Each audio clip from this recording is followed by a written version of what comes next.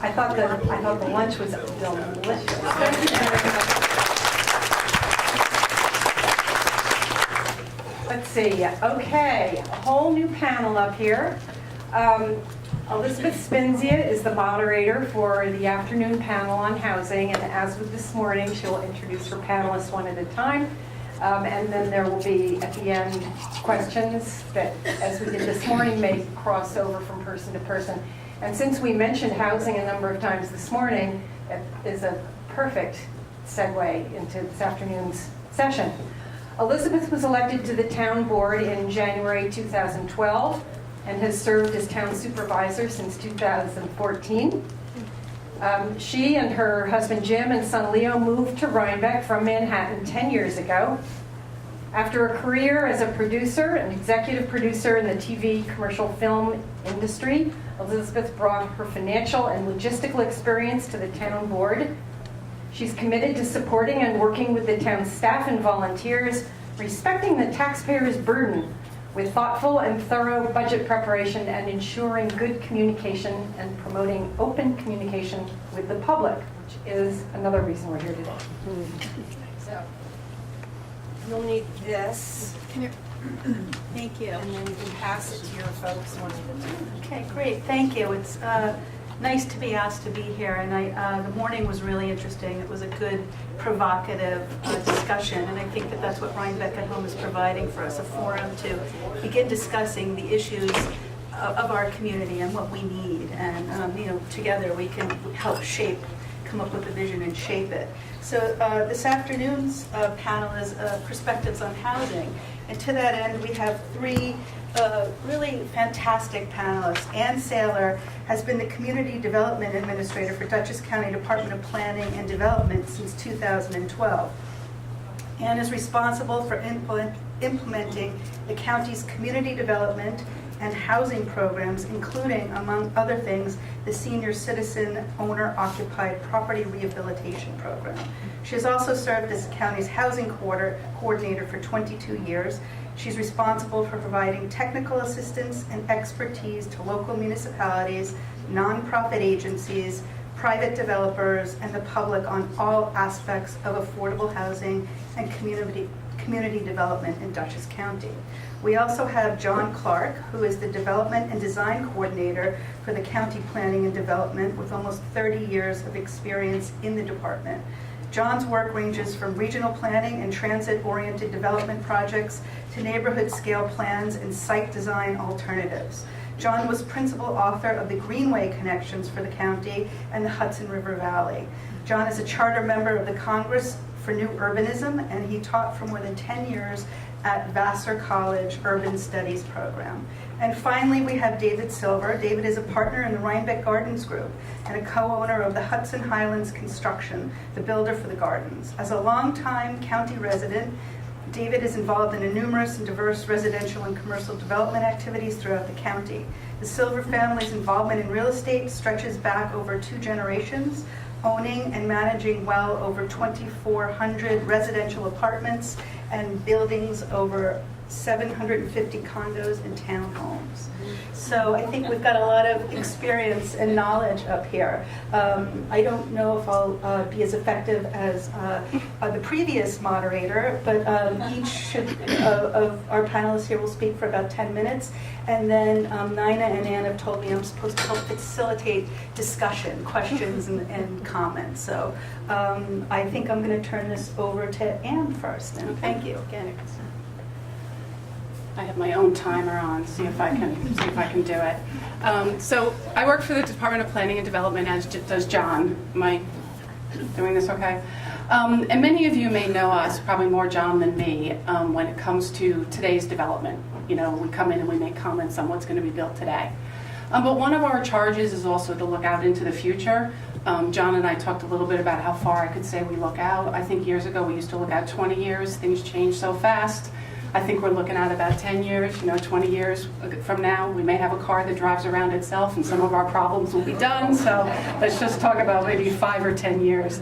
And obviously, as one of the things we think about the future is the increasing number of older people. In addition to knowing that demographic's coming, My friends and I are getting older. AARP will be knocking on my door in a year. They missed my husband, so I'm hoping they miss me too, but I think he's going to call them up and tell them. I also have an 80-year-old mother who lives up in Red Hook in her own home. So in addition to dealing with this professionally, I deal with it personally. And some of us in the office joke we're planning our retirement on county time when we think about this stuff. But we really are thinking about it for everybody, not just ourselves. And we also get a lot of phone calls from people. We get phone calls mostly from adult children going, it's not working, and we went out and looked, and there's nothing. Do you know there's nothing? And I want to go, yeah, actually, I do know there's nothing. I have to be more diplomatic about it than that. So we started really thinking about what was going on. And, we started to realize at some level there's a real disconnect between our language about aging in place and the reality, people's reality of aging in place. And when I say our language, I mean our individual language, and I mean our public policy language. And just for a little background on reality. Well, surveys show 90% of older people want to age in place. And we've looked at those surveys and we've looked at the questions, and it's very interesting when you look at them. So in Dutchess County, the home that people live in is often a single-family house on a large lot. So, and it's meant for a family. It's 3 bedrooms, 4 bedrooms, and the car is the means for everybody to go around. And so, people, this desire, so we looked a lot at what the questions were about independence.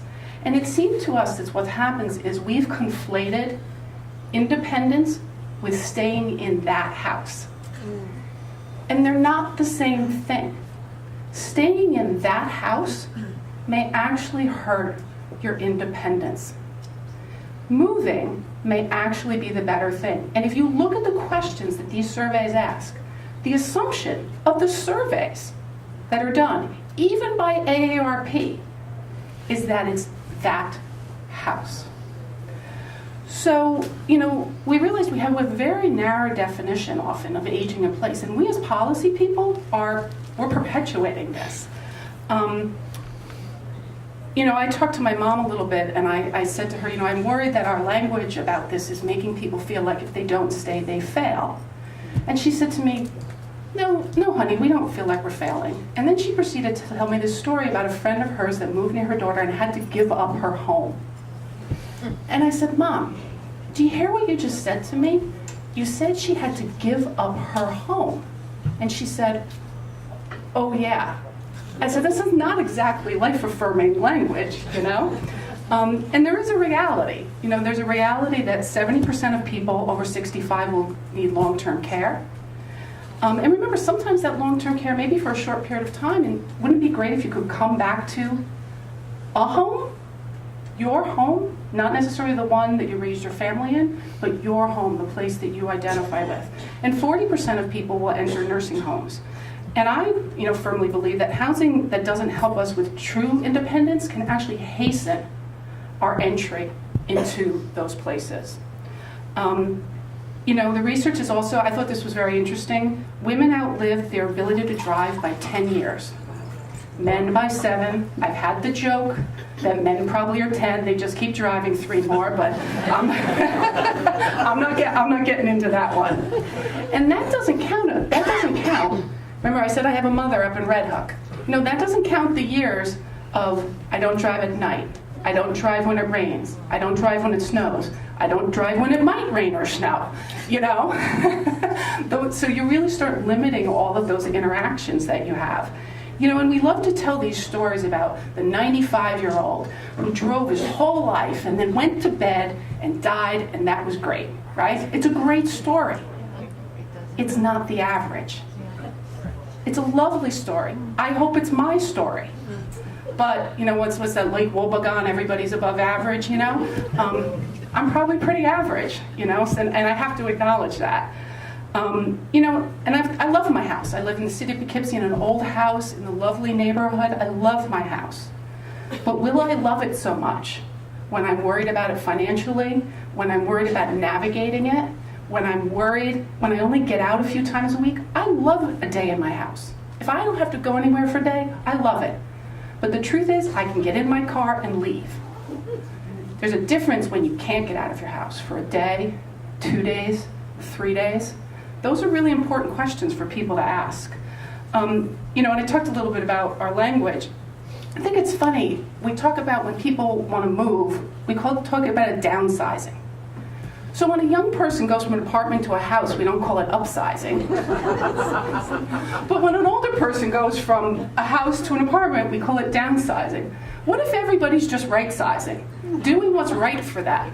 It's not a negative thing. It can be a really positive thing. And I think it's a really brave thing for people to do. It's not a failure. It's a brave thing. It's something that in the article, I talk about this all the time. I hope I have the courage of my convictions when the time comes, to make those decisions.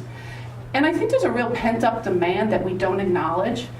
AARP did a survey of, I forget how many, do you know how many senior citizens that was, Mary Kay? A couple hundred? In the AARP survey? 63% of seniors who were surveyed said they wanted more housing options that are affordable and suitable. Now remember, there's a difference between affordable housing and more options that are affordable, okay? And that was higher, 63%, that was higher than the 60% that wanted more transportation, which is what we talk about a lot. So clearly there are a lot of people who want more housing options. And people come up to us, we started this newsletter, which is in the back, because we wanted to start this community conversation, because people are coming up to us and saying, we want to stay in the community, but we don't know where to go. There's this thing we tell ourselves that, people leave here because it's cold, and they move south because it's warm. A lot of people are telling us they move because they have different options. They have more things there. Look, I'm sure the warmth is a big thing, and there's a group of people that are going to go for that. But there are people going to Delaware, which, as far as I know, I've been through it a few times, is not a hell of a lot warmer than New York, right? It's not Florida. They're going to Delaware. They're going to outside of Philadelphia. These are not the tropics. But they have more choices than we do. If you look at what we have a lot of affordable apartments, which are often one bedrooms, and many people make too much money for them or don't want to go down to a one bedroom apartment. They want to go to a 2-bedroom. Then we have 55 and over developments, which are like $300,000, $350,000 condos. And a lot of people say, look, I'd rather sell my house for $350,000 and go to something like 2, put a little money in the bank, have something smaller. So we have this real gap in our county between the 1-bedroom apartment and the 3-bedroom, and 55 and over development. And even our 55 and over developments, they're not really designed for aging in place. They're designed to exclude children. Let's be honest about it. It's designed so there's no kids in your school districts. That's the truth of it. They're not really designed, their locations are, the worst thing about most of them is their locations. Their locations are that you're going to have a vehicle to do that. But they're also, there are some that don't even have a ground floor bedroom and full bathroom. Yep. I don't know who designs a 55 and over development without a ground floor bedroom and bathroom, but there are some like that. And I joke, in Poughkeepsie, everybody moves into College View Towers. Up here, everybody moves into the woods. You can only take so many people in those two places. We need some more options for them. And so I know I sound I've been sort of joking and being a little negative, but what I wanted to just wind up with is, how do we move forward? Because that's the really important question. I mean, we have to acknowledge. So as far as moving forward, and I didn't bring it up here. Oh, no, actually I did. I'm sorry.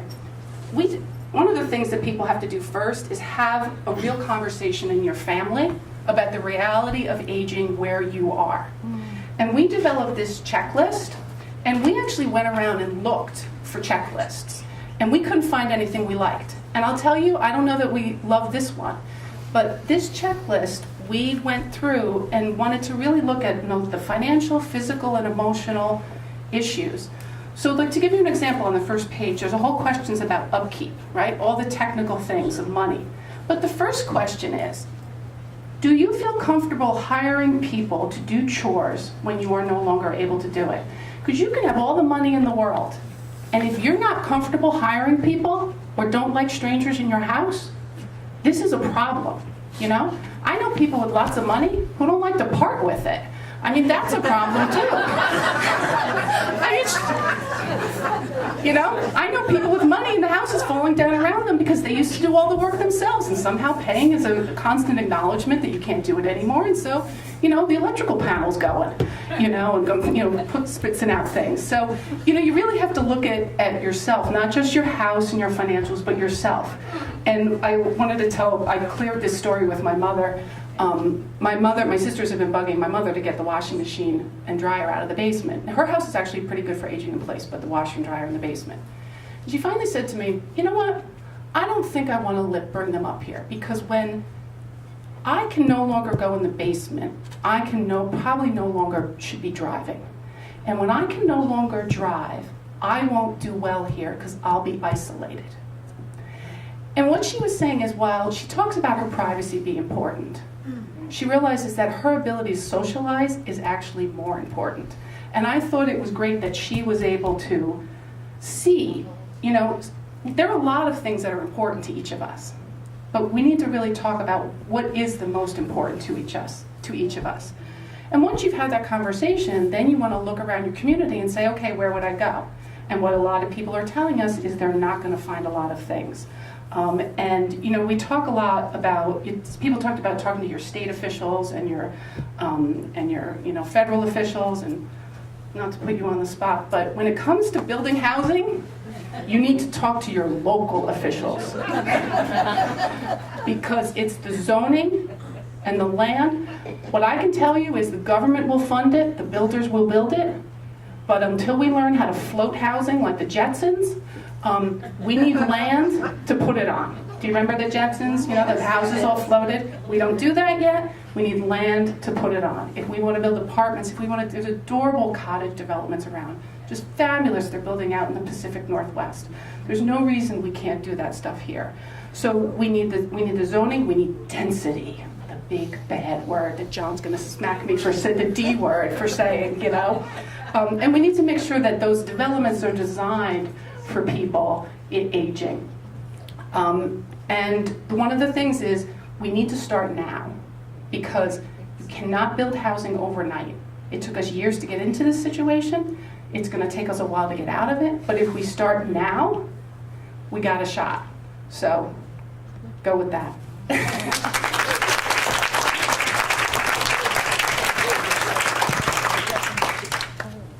I'll speak at the podium, that's okay, because I have. John will tell you how.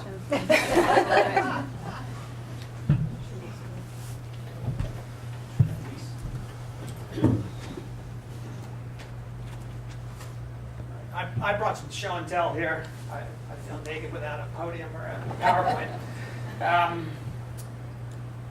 We've talked a lot about aging in place here, and I want to switch that wording a little bit, because I think aging in place doesn't define what we really need, and I think what we really need is aging in a place. Yes. In what we've defined as centers, and we've actually mapped them. That's why I brought this. The County Planning Department has worked up a new Greenway guide called Centers and Green Spaces that you can find on our website, that identifies the centers in Dutchess County, the historic and traditional, and even some emerging centers, places that are sort of have potential to become something in the future. And we've coupled that with green spaces, so that by reciprocally protecting the outlying farmland and natural lands, you focus development in and around walkable centers. And we've used a historically verifiable measurement for what a center is. It's within a half-a-mile walk, and from the center piece, from the main intersection. And if you look at all the villages in Dutchess County, the historical villages in Dutchess County, almost every one is contained within that half-mile walk. It's sort of 5 or 6 blocks. It's what historically people used to do before they would get on a horse. Now it's before we get on a car. You can walk 5 blocks, but that 6th or 7th block, you're apt to get in a car. I happen to live in the village of Rhinebeck, 5 blocks from the center, at the last historic house before it sort of tapers off. And I know I always walked to the center. My kids always wanted to get a ride. We have to work on that. So what we've done is we've defined each one of these centers with a half-mile walking radius. And as a guide for local developers and planners and officials who want to update their zoning, we're suggesting that you look within that half-mile radius and come up with solutions of how you can infill new development and housing to strengthen our centers. Our centers have been blown apart in the last 20, 30, 40 years to where we have our grocery stores out of town and the doctor's offices a drive away, and you know, it's hard to have services. There's only 2 or 3 communities in all of Dutchess County in which you can walk to a grocery store, which is our biggest failing. But we do have 75 places that we've identified where you should be able to create a walking center with sidewalks, street trees, services, and housing of all types within that radius of walking. So keep this in mind. If we really want to create central places, we have to build walkable places. We have to extend our sidewalk systems. We have to build things. You know, my mother-in-law lives at the Gardens, but it's not walkable. My mother lives at Arbor Ridge at Brookside. It's not walkable. They're a little too far. We have to pull in the reins and extend the sidewalks. So that was sort of my county pitch. I'm actually here because I'm on the village planning board and have been for 14 or 15 years. And so I have sort of an insider look at how development happens in the village over time. And so I'm going to talk specifically about the village. I know the town has actually done some really good stuff. I took some notes. The town has an affordable housing component in which any development with 5 or more units has to have 10% affordable units, either on-site or participate in an in-lieu fee, so you generate affordable housing units that will be permanently affordable. They have an active senior housing floating zone, so that you could, unfortunately outside usually the walking distance, but you could site a senior housing complex or something like the Brookmead project. They also zoned in their last time around a village gateway district, which is built like the village. So in the town, over the village border, it's actually, get my bearings, this property right here, is zoned for fairly intensive development, more intensive than the village zoning law actually allows. So that's an opportunity, I think, for development within that half-mile walking radius, even though it's actually across the town border. Now, I wish I could say good things about the village zoning law.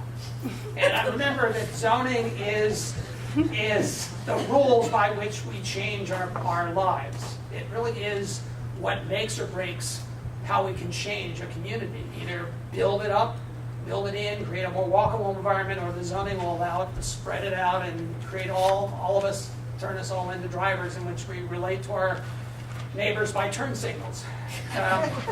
So I wish I could say good things about the village zoning law, but unfortunately I can't. And that's one of the reasons I thought it was important to come here and talk, because we're in the process. I'm actually on the zoning commission. We're looking at the existing zoning law, which was adopted in 2001. For changes, updates, improvements, and that sort of thing. And we're running into issues on the committee. You know, zoning is tough. I mean, you have to think about everything and listen to everybody. But I wanted to say, you know, the village of Rhinebeck is a terrific place. Like people have said, it's 31% are 62 and over. But listen to this. Of the households in the village of Rhinebeck, only less than 20% have any children under 18 years old. We are an aging population. We're designing most of our houses as single-family houses with 3 bedrooms, yet only 20% of us have kids at home. Actually, 46 of the housing units, households in the village of Rhinebeck are singles, living alone. And that's a lot of people who live alone in a big house. They're 46%. And so we're building these, or we're requiring people to build these 3-bedroom houses, and yet the market is really saying, we want a lot of smaller units. We want people want to live alone, or their lives have changed in which their spouses died, or divorces have happened, or whatever else. Starter homes for our kids who want to stay in place. we're not providing that population with a decent amount of housing. Since 2001, it's actually been illegal to build a multifamily housing unit in the village of Rhinebeck in the residential district, which is 85%, 90% of the village. They won't allow you to build an apartment. The law was changed because the powers that be, the political momentum at the time, the public opinion was against apartments. They thought they were full of transients, they were full of people moving in from outside, people wanted to protect the historic district, whatever reason you wanted to come up with. Apartments were essentially outlawed in the village because the village center, which is the only place where you really can have those, is pretty much built out. So that's a problem. I see it as a real problem, and I've been advocating. Back in 2001, I went to the public hearing. I think I was the only one who stood up in favor of apartments in the village. I've been advocating on the zoning commission that we should try to find a place in the village for a type of housing that can serve all populations. We have, as one of our purposes, in our zoning law, to provide a broad range of housing options for all present and future village residents, including young people, families with children, and the elderly. But when 85% of the village, we outlaw apartments. So renters need not apply. So anyway, I'm suggesting that in the process of rezoning the village, we look at housing options that really do fill a complete community. And that means more than just single-family houses. Now, we do allow two-family houses and accessory apartments. Accessory apartments are small-scale individual units that are in the backyard usually or in the upstairs of an existing house. And so it allows for an owner-occupied, so you have the landlord right on the property, a fairly benign way of providing affordable housing within a single-family home context. But every time somebody, well, not every time, but most times when accessory apartments come to before the planning boards, we hear from the neighbors. They say, no way. We just had one recently in which an older woman wanted to have her son live on the property and help her out. They proposed to put a 650 square foot apartment behind the garage. They had a 20,000 square foot lot. That's 2.5 times more than legally required, so they had a lot of space. We got all sorts of grief from the neighbors. Nobody showed up at the public hearing speaking in favor of it, but we had a dozen people write letters and say this was going to ruin their property values to have an apartment on the property and that sort of thing.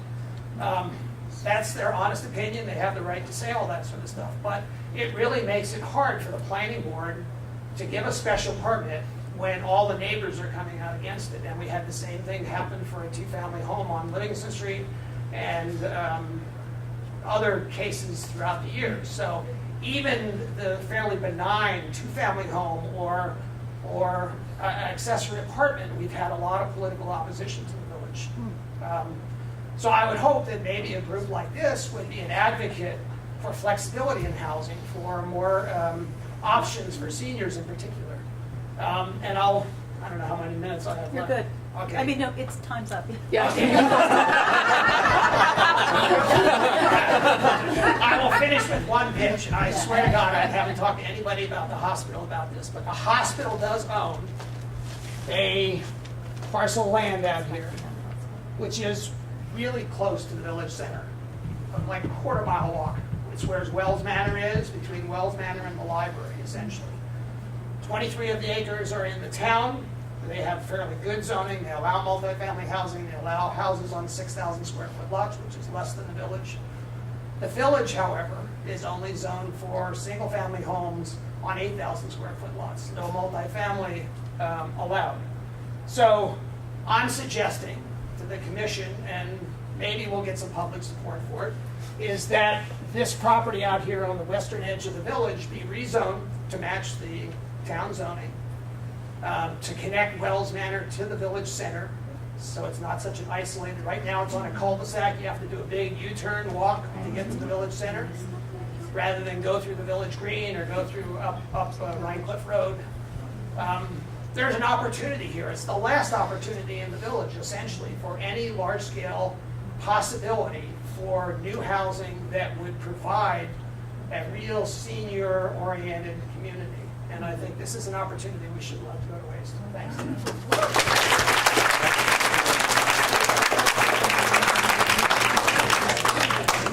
Oh, yeah, she was the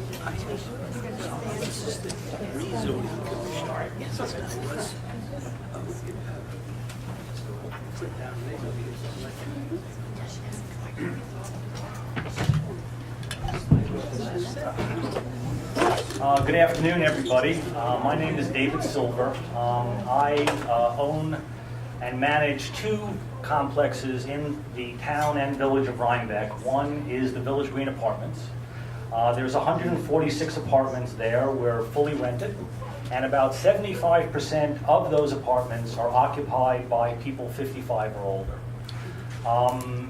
It's been a great job because people move in and they stay there pretty much forever, so we don't really have that much turnaround. And certainly I would say, agreeing with the other two panel members, there seems to be a need for more of that type of housing. Everybody really enjoys being able to walk into the village. They walk over to the hospital, and the location being so close to all the different resources seems to be a real plus. We have another piece of property next door that was originally bought to build some more apartments. But as John just told you, that got rezoned, and we now had to go ahead and develop that piece of property into 7 individual lots. And there'll be, pretty expensive homes in the village, which will be, good for us. But I think it would have been a better use if those, parcels were put together as one, and there could have been some more rental apartments, my opinion. The other project that we're working on is the gardens over just outside, of the village. And as you may know, it looks a little bit better than it used to. We've had, tremendous success. And just to give you a little bit of a background, I was looking for something to go ahead and do with my partners, and we're looking for a project to work on. And it just so happened that I was looking at the gardens, and my partner Joe Kirchhoff was looking at the gardens, not knowing that we were each looking at the same project. And we came to one of our monthly meetings, and we both were pitching the same exact job. And we decided to go ahead and, and buy the project. I don't think we would have even thought of going ahead and buying the project if it wasn't located in Rhinebeck. I cannot tell you what a pleasure it's been being able to sell product in this town, in the village. It's a very easy sell. I mean, the units are very nice, we build a very nice product, but everybody comes here for the location. It truly is a perfect example of location, location, location. We've gone ahead and sold 72 units in a little over 2 years. It's unheard of, absolutely unheard of. Our most popular unit is 1 story, where there's no stairs. What we've done for phase 3, we have another 92 to build after we sell out the first 80. I've gone back to the planning board and changed it around a little bit so that now we have 46 out of the 92 are single-story units, as opposed to a third and a third and a third, which is like the way it was. So I think that'll be a good thing. The other great thing for us, which has been just making it much more easy to sell, 75% of the people who come to buy at the gardens pay all cash. They have a house to sell. We've come up with a home sale contingency where not everybody, I do about 12 at a time, and everybody signs the contract, they confirm the price, they pick out everything, and then they go try to sell their house. Yeah.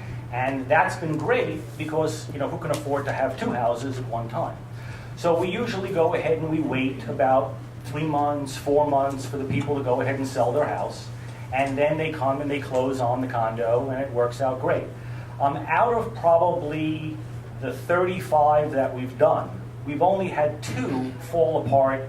Somebody changed their mind, they couldn't sell their house, so it's really been a very successful program.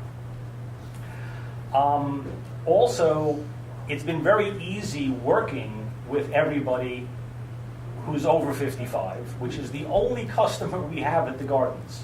It is not technically a 55 or older community. but we don't have a single parent or a family with children out of all 80 units. It just happened that way. So we've had people look, but it's not big enough. It doesn't have a 2-car garage. The lifestyle for that particular layout with a 1-car garage just doesn't seem to lend itself to a family with children. But it's been good for us because the people who come have lived in a house before. This is their second house, their third house.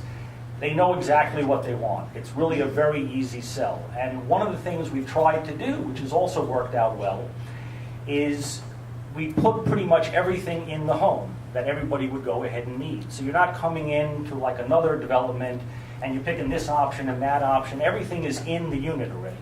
And that's worked out very, very well because a lot of the people just don't like to be nickeled and dimed for every little option, and that's worked out great. So the project has really worked out well. We are looking forward to another 92 units. It would be nice, like John says, if the community was a little bit closer to the village. We have a lot of people who walk, but it's a little bit of a walk.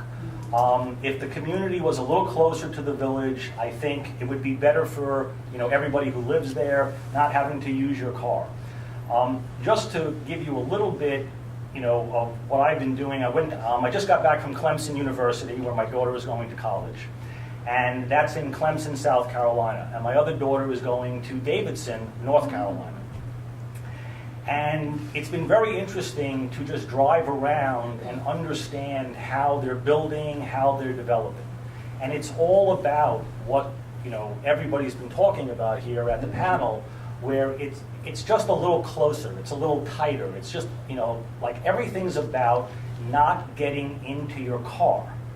And everybody's out and they're walking and they're going to have breakfast, and the dogs and the children and the whole thing. It's a very, very nice sense of place.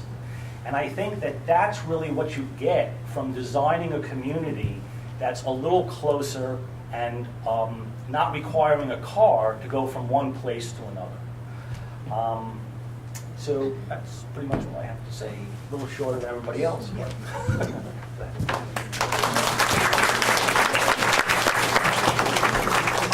It timed out perfectly, so thank you. I think we heard a really nice balance of things from Anne. We heard about how the town, local governments, we set zoning, and zoning is land use.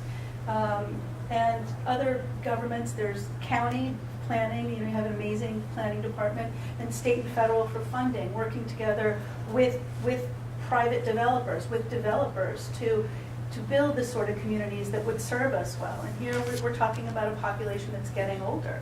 I'm the median age now. So my husband and I moved from the city and bought a single family house on 11 acres with 2 outbuildings. It seemed perfect at the time. We're wondering, where do we go next? David also said it very well here. It's location, location, location. It's Rhinebeck. We moved to Rhinebeck because of what it is, and I think we're all here. So it offers something for us, and it's a special place. And John had a really important idea, which is a group like Rhinebeck at Home, and all of you need to be advocates to the local governments to really petition and talk about the need for change in the community. And I think we've got all the elements of success here that we need. We've got the location, we've got a group like you, and we can change it. It doesn't have to change much. It's small changes that could make it all much more livable for all of us. So I guess we could take questions and comments, and yes. When John mentioned that one piece of property that the hospital owns, and then Mr. Silver mentioned that his piece of property that I heard 20 years ago was going to be more apartments. When you said little changes, did you mean little changes to the zoning law to allow those things to happen? Or would that take 5 or 7 years? Well, don't forget, that's the village. I'm in the town government, and it wouldn't take, the town, we have a comprehensive plan that we passed in 2009. It's pretty. No, but I mean, John mentioned like if the would- village and the town. It would not take a long time, in my opinion. We've done 2 zoning amendments on the town level pretty quickly, you know. What's pretty quickly? We did a zoning amendment for a parcel that was in a commercial district, an industrial commercial district, the old Pitcher Farms, that was zoned to residential. We changed it back. I think we did it in 4 months. And then we had another person who owned 4 parcels of property just outside the village, just south of Route 9.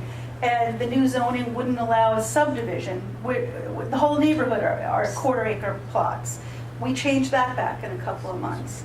We're looking at another zoning amendment. I don't know what will happen for a mining overlay. So a case has to be made. It has to come to the town board, and zoning can be changed and should be changed, you know, for density and walkability, in my opinion. And I can tell you from my experience in front of the planning board, if everybody wants it, it goes very fast. If a lot of people don't want it, or several people don't want it, everybody gets to speak and give their opinion, but it slows the process down tremendously. At the gardens, right, I remember my partner Joe saying to me, you really should get a video camera and bring it to the planning board, because this approval process that you're going through is never going to happen to you again, because everybody wanted it to get done. It was very smooth, and it was a pleasure. That's typically not the case. Typically not the case. John, when is that commission that you're on to change the zoning? I'd like to join. Well, we're doing a sort of a markup now of the existing zoning law. And I think we were going to try to come in and have a public presentation to the village board in June. But I think the last meeting we said we probably have to put it off till September, because we didn't want to run into the summer months when people wouldn't be around.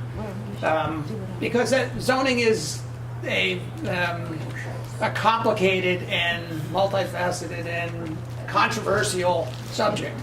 So, you know, you can't expect a lot of opinions about a zoning law no matter what you do. So, Now, Mr. Silver's piece of property, have any houses been built on that No, property? not yet. We hope to start building. Don't build until, don't bring back until September. Maybe we could work with the zoning. Right. You know, again, I have done so much planning to go ahead and get the houses designed. I mean, we're probably going to break ground on one of the houses this summer. The farthest away one, okay? Right, it happens to actually be the closest one. I mean, again, you know, I think that there is other opportunities in the village and in the town to go ahead and do some of these zoning changes. Would have been nice if it was on one of my pieces of property, but, you know, again, as long as it happens, I think that's the most important part for the community. And again, you know, everybody gets to go out and vote.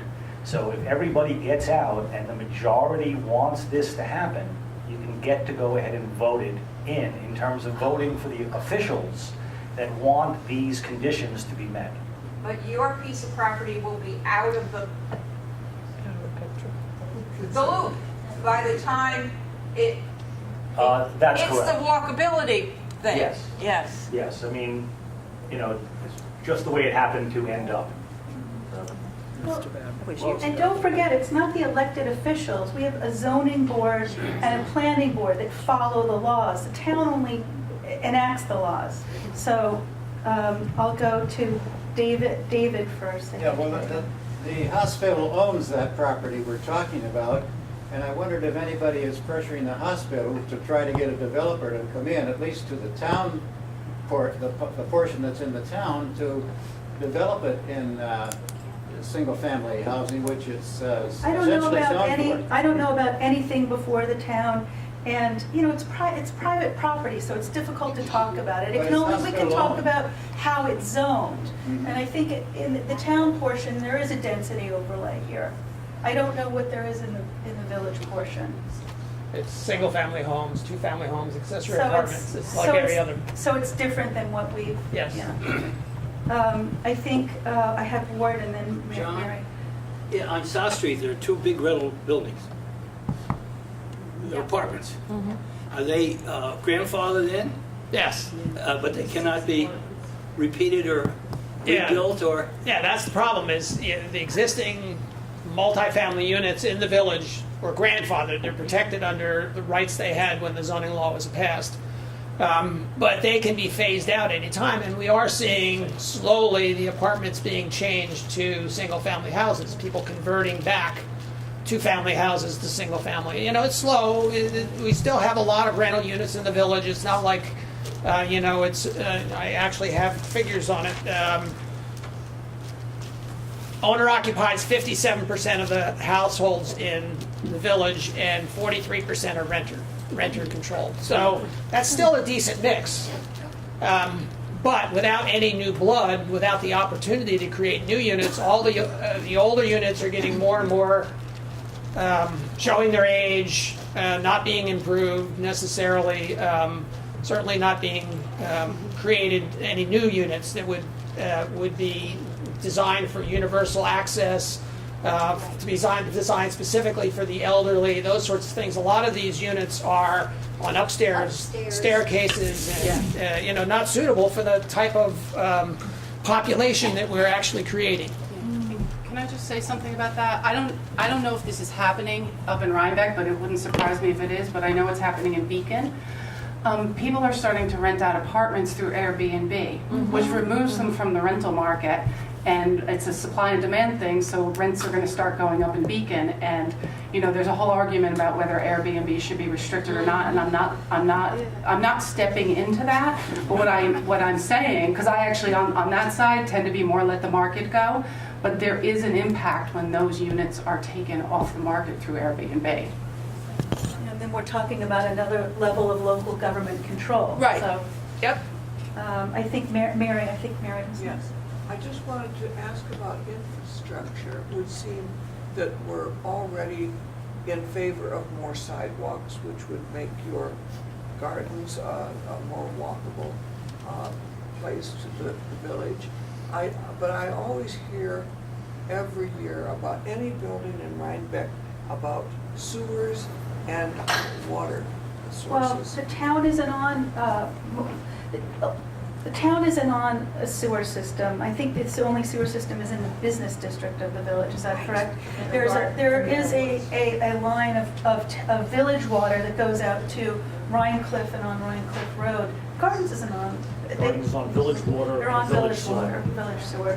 So, but, does a new development have to be on that infrastructure? I don't believe so. I mean, you can, that's better for John, I think, and Ann, but.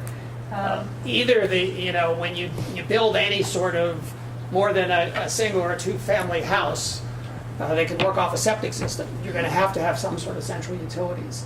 And the problem is the village system is pretty much maxed out. The village sewer plant over on Astor Drive is pretty much maxed out. Now maybe it can be expanded a little bit, but I've been told that the creek that it outlets onto is pretty close to DEC and Department of Health limits. So that means you have to have enough units to be able to afford to put in a sewer plant or a sewer system of some sort. And you don't have to have that happen without some critical mass of numbers. So that's, without that, we're really stuck with single-family house and septic systems, which is what we're getting now. And the water, the village water system is in dire need of a major multi-million-dollar upgrade. I lost track, yes. Oh, I have a question actually for David. And it also has to do with the so-called affordable housing provision in new developments. And I understand, for example, when I went to inquire at the gardens, that the affordable housing provision was not used there because no one qualified. Nobody applied. Yeah, I mean, unfortunately, we tried our best to go ahead and put in place, an affordable housing component. The units did not really lend themselves, the same reason that we don't have families and kids moving in there to pay market rate, is the same reason that we couldn't get anybody to sign up for the affordable housing program that we had. They just weren't desirable in terms of the layouts. So we had made a commitment to, go ahead and contribute, I think it was about 300. 15 or- Yeah, it was like 15 units. I think it was a total of $380,000, $60,000. So we just ended up giving them, the money as opposed to the units, and that's what we were left with. So, I mean, we did give it a good try. We had a lot of meetings, advertising, and so on. I think we did one unit. I think 1 unit or 2 units maybe, 2 units. But that was pretty much it. So the town got the money and the village? The money or- was given, and this was very generous. Mr. Silver's company was incredibly generous because they didn't have to do this. They voluntarily did it to support a program. And I think some of the money was in lieu of recreational fees as well. So the town board at the time voted to change the money from recreation and put it all towards affordable housing because we had an opportunity to capture 15 units there, but the units didn't sell. We have the money is being held in a trust agency. Whether it goes back to recreation to develop the park, some of it, or it all stays with affordable housing remains to be seen. Ooh, We need to that's come up with a nice. viable plan to use this money because we don't have one. So, yeah, yes. I'd like to piggyback on that question from Mr. Silver. If I may ask, how affordable were these units that were being offered? If I remember correctly, the smaller unit that we're now selling for about $280,000 was offered for $190,000. I don't remember some of the other figures, but obviously as the job has progressed and the prices have gone up, the spread is substantial.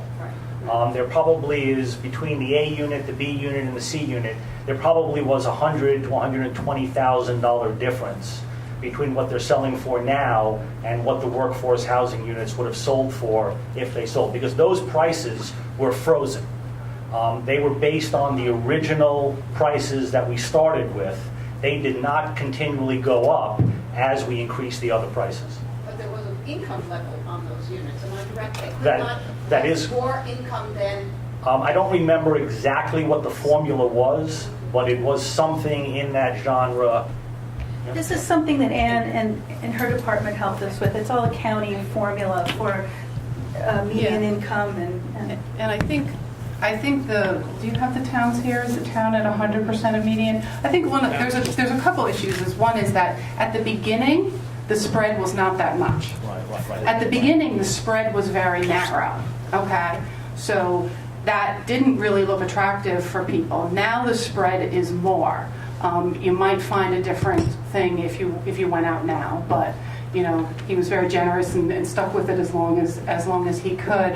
But I do think you can see with design, you can design for older people, you can design for younger people, and I also do think, and again you can correct me if I'm wrong, but through the beginnings, even middle, even to today of the financial crisis, sometimes for people getting mortgages for condos, until half of the development is sold, you can't even finance it.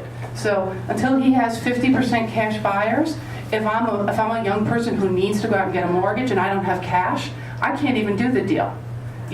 So he needed to sell. Is the percentage now half, 50%? It's a little different in It's- terms of, like, there's different pieces. So Yeah. what we did was we got on phase 2A, which was 40 units, and there was B and C, a total of 80 units.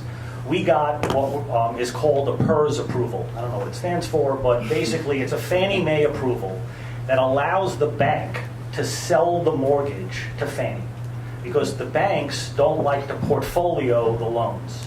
They like to sell all the loans to the government. So that was very, very important for us to go ahead and get that approval so that somebody could go get a mortgage. There's another piece of the puzzle that allows you to get Fannie approval that would allow for the client, the person who's buying the unit, to get a substantial discount in the rate and the amount of down payment. That we didn't need to do because, as I've told you, everybody was coming with all cash. They were selling their house so they could put an 80 or 50% down payment on the unit and get a mortgage very, very easily. So when the workforce housing customer came, we didn't have really anything in place that would make it very, very easy for them to get a Fannie mortgage. Yeah.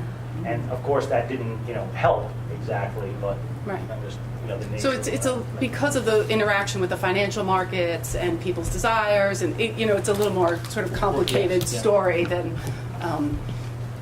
And don't forget, It it was seems at on the, the it was at surface. the bottom of the market. Market. Things have changed. Yeah. I'm going to go here first and then Yeah. come to you. I'm a Gardens resident, and I thank David Silver, my lucky stars, for being where I am. I do have a question. We talked about mobility and walking to places. How difficult would it be to get paths on Rhinecliff Road to walk into town, and to get paths, a continuation path on Astor, which the woods have kind of from where they are into town? People from the Gardens don't have any walking. And who is that up to, so to speak? There was a Winnicke easement on, wasn't there a proposal with Winnicke to do some paths from the gardens into the town? I mean, Another piece of the puzzle. yeah, it's a very complicated piece. Originally, when we bought the gardens, there was a whole trail system that did not go into the village. Right? It was based around the property and Into the park. into the park, so on. But when we were going for the approvals, the residences that were living at the gardens did not want the trail behind the development, understandably so. And again, it was a contained trail system. So we worked something out with Winnicke. There is 30 acres of conservation property right next to the gardens. You can get to it from Astor Drive.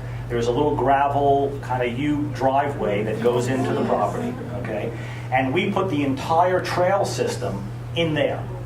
So the general public was going to get to use it regardless. So now the gardens residents, as well as the general public, gets to use the trail system there. In terms of providing sidewalks, from the gardens to the village, it really is a town, village kind of planning process. And if I can, I run the community development program in the county, and so we fund sidewalk projects all over. And they're often a little more complicated than you think. There's often one property owner that doesn't want to give an easement or something like that. But the other issue is there's a long-term maintenance cost of both clearing them and repairing them when they need to be done. And so, if that's something that you want, you need to tell your local officials that you want it, and you have to be willing to pay the taxes for it. So you can't ask for it and then complain that your taxes are going up. We all like to do that. We want everything, and then we don't want to pay the taxes for them. That's the trade-off, So we have to be honest about the trade-offs with ourselves.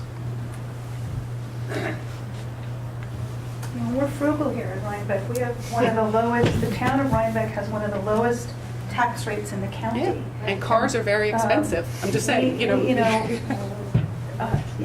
I want to commend you for changing your model midstream and putting in more single-floor homes. That's outstanding. Are they also being developed to handicap accessible so the halls are wide enough and doors wide enough for wheelchairs, a bathroom, wheelchair turnarounds? According to the code, all of the single-story units that we, renovated and built so far, as well as all the ones that we will be building, were all handicapped adaptable, which means that the doors are all 210, wide for a wheelchair. The island is far enough away from the main part of the kitchen to be able to get in. So all of that is all being done based on the code requirement for those units. You might have noticed also that at the gardens, we put all the sidewalks going to the units do not have a step. Right, that's good. We were only supposed to do that on the single-story unit, but we ended up doing it on the two-story units as well because it's just much easier to get in and out of the unit. Yeah.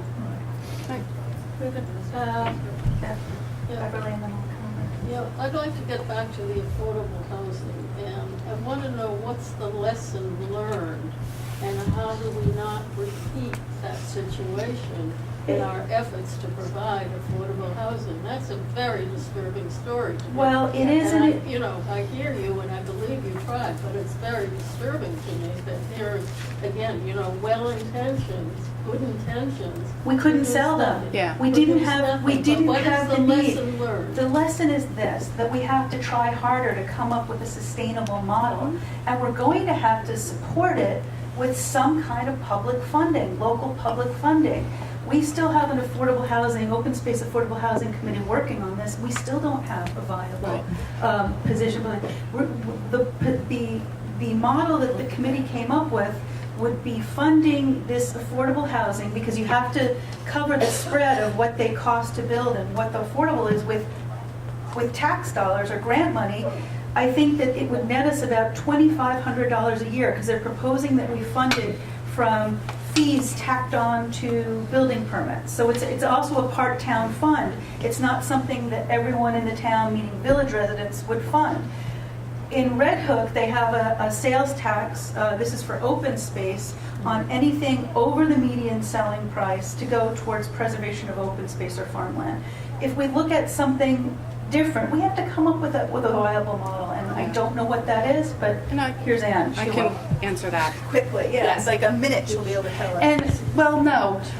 So, some of you may have heard me over the years talk about inclusionary zoning, and that's what this is. It says a percentage of the units in every development needs to be, you know, and I can talk to you all day about how to devise good and bad inclusionary zoning.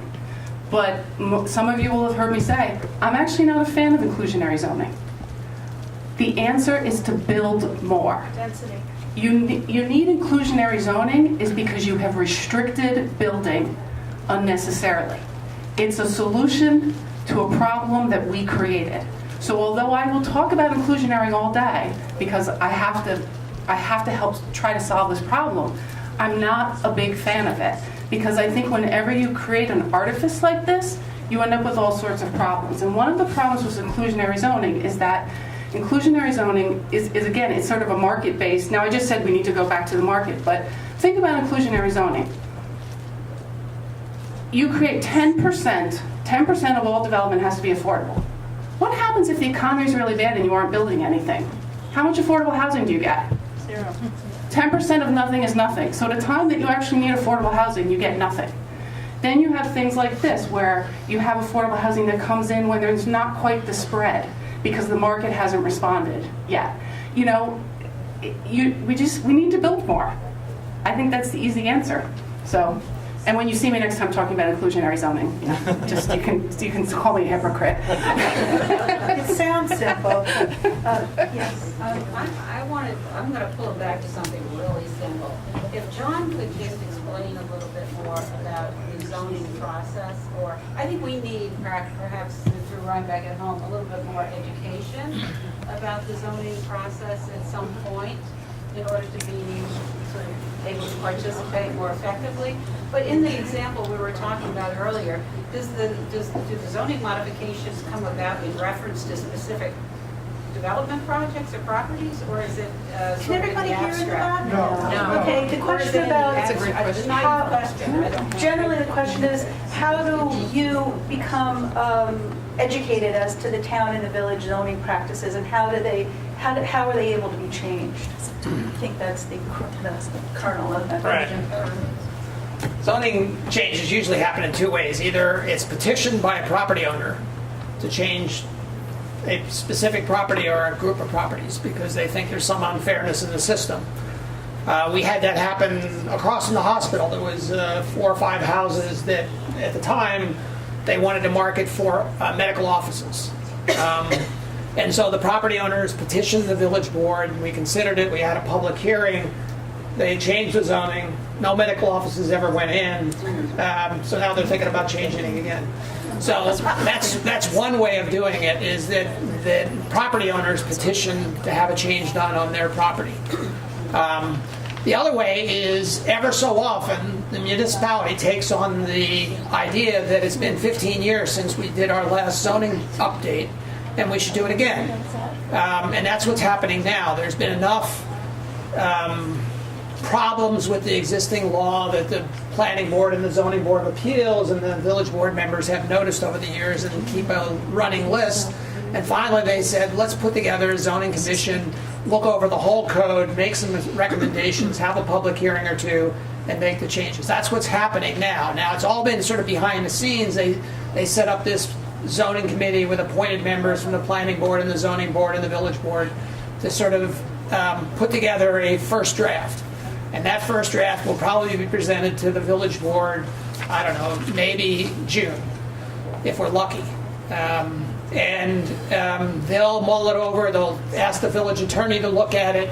Then once they have something that they think is a competent draft, they'll take it to the public, and they'll have a couple public workshops, there'll be comments, they'll make changes, and they'll eventually adopt it by the end of the year. That's the scenario we're probably under now. Now, nobody on that committee or anywhere else is thinking about wholesale changes. Nobody's proposed changes to the zoning map or anything big. They're all talking about changing the parking standard or the definition of, structure versus a building. There's been confusion cases. So in order to get anything dramatically done, there's going to have to be a public groundswell of support for something different. Because for the most part, politicians respond to public opinion. And otherwise they're very conservative about what they do because they don't want to ruffle up any feathers or create any enemies. So my guess is you'll look at the zoning law and you'll say, well, this is a lot of little bitty changes, but nothing really dramatic. And then that's good because it doesn't ruffle any feathers and it gets approved very easily. That's what's in the works to happen. And I'm just creating a question as to whether, because of the energy in this group, maybe the Aging in Place group ought to think about something that really hits at the problem and propose that to the village board. They're the ones who make this decision, the 5 people on the village board. Thanks. I think we sort of have to wrap up here. Could I make one plea? Would you? I would. So this checklist, at the end of this checklist, it says if you have suggestions for questions that should be added, email us. Because we want this to be an ongoing community project. We started it. We want everybody to help us. So if you think if there's something about this too complicated, if we're confusing like the carpet, let us know, because if we can keep working on this together, this was done by a bunch of 40 and 50-year-olds, so we need some help. And there's a pile of them in back, and even if it's a year from now and you think about something that should be added because you have an issue, email us. We really want to hear from people. What? Are they on the website? It's on the website, and I don't know if Office of Aging put it up, but we really want this to be a community project, an ongoing thing. Do you have a question or a comment? Okay, sure.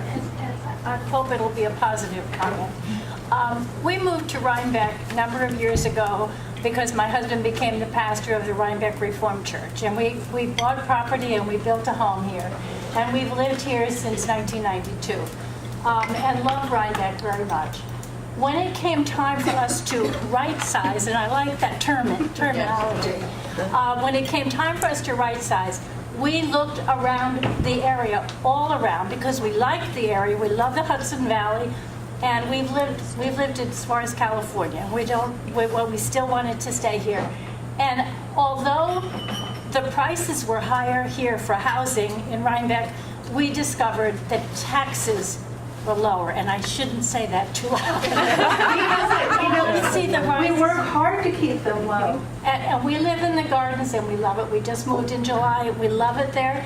And I just, Rhinebeck is a great community to live in, I think. Thank you. Well, I want to thank Ann and John and David, not only for, today, for being such great panelists, but also for the work that they've done on behalf of the community. And thanks to Rhinebeck at Home. And I'm going to turn this over to Nina. Thanks for having us.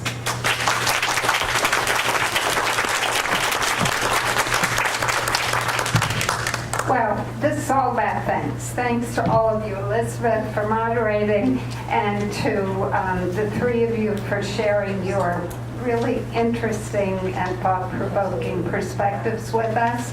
And for John, for that little push. We hear you, we hear you. Also want to again thank our morning group. Bill's still here, Mary Kay. I'm not seeing who I'm seeing. Dr. Jody and Allison, I know, has left, and Sue Koppenhaver.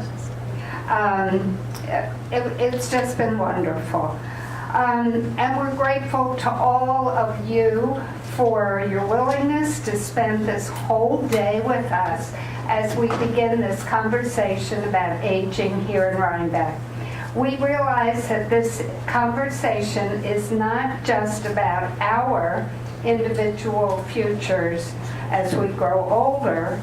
Perhaps even more important than that, it's about our role as informed citizens, and we'll be looking to you all to help us be better informed, to be good advocates for a community that is welcoming and livable for people of all ages. On the state and national level, there are certainly avenues for informed advocacy, and we'll do our best to pay attention and do what we can there. This is the year of the, I'm not sure what you're telling me. This is the year of the White House Council on Aging. There are things that we can do to respond to questions about what we see as the issues. But I think essentially, all of us are believers in from the ground up method of creating change. In a way, that's the reason for Rhinebeck at Home. That's what brought us together. We thought, we'll do it for ourselves, and then we'll keep on moving forward. We sort of have built in this idea that we're not asking others to do it for us. We know that we are not the solution. Just as Denise said this morning, the hospital is not the solution, but we believe, as I think Denise does, that we can work together with our neighbors, our elected officials, and the business community to create the place that we can all be proud to call home. So next slide. As you can see, we have another gathering planned. We'll be at the Star Library in the downstairs room that has the carpet. Hopefully we'll just be so big we'll have to move into the uncarpeted space. But we'll be there on Friday the 24th. That's roughly a couple of weeks, 12:30 to 2:30. And we'll continue this conversation and talk about what kinds of things we want to think about for next steps. Everybody's welcome to join us. We hope you will. I just have to add a special thank you to our amazing MC, my partner in crime, to Colleen Mooney, who couldn't be with us today because she's down at Star Library doing tax aid, and to Donna. Donna and Colleen and Ann have spent endless hours. We've talked, we've struggled, we've thought, we've talked to people, and it's been an amazing process, and I'll be forever grateful. So you can contact us. That's our contact information, our private emails, and you can always reach us at rhinebeckathome.org. And we have contact information for all of you, so you'll be hearing from us. Thank you.